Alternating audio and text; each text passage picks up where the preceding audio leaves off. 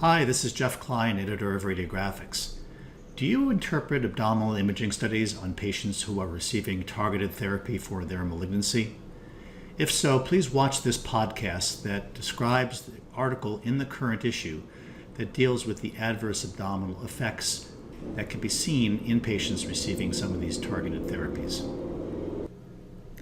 In the past decade, there has been a revolution in the treatment of cancer using targeted therapies that, unlike standard cytotoxic chemotherapy, are directed against specific molecular pathways that are vital to the growth of cancer cells. As the use of these novel agents expands, radiologists interpreting imaging studies obtained in patients receiving these treatments need to be familiar with some of the adverse effects associated with their use. In their paper that appears in the current issue of Radiographics, Dr. Stephanie Chang and colleagues from 4 large academic institutions describe 4 categories of adverse abdominal effects encountered in patients receiving targeted therapy, with an obvious focus on the imaging manifestations of these adverse effects. The first category includes adverse effects on non-target organs in patients who have a treatment response and focuses on the immune checkpoint inhibitors, such as the monoclonal antibody ipilimumab, which has been used successfully in patients with metastatic melanoma.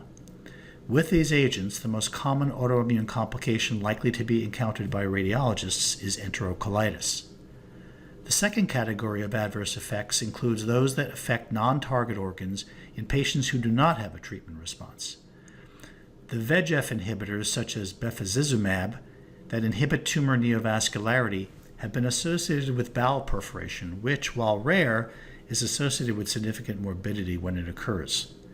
Therefore, recognition of this complication by the radiologist is key to early diagnosis and intervention.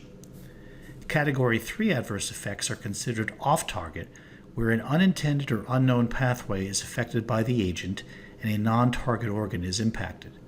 An example is the use of tyrosine kinase inhibitors that can be associated with a number of adverse effects, including colitis, fluid retention, and perhaps most strikingly, fatty replacement of intra-abdominal lymph nodes.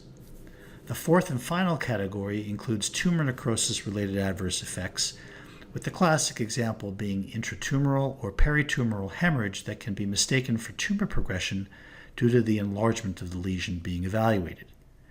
This important paper can be found in the current issue at the following link.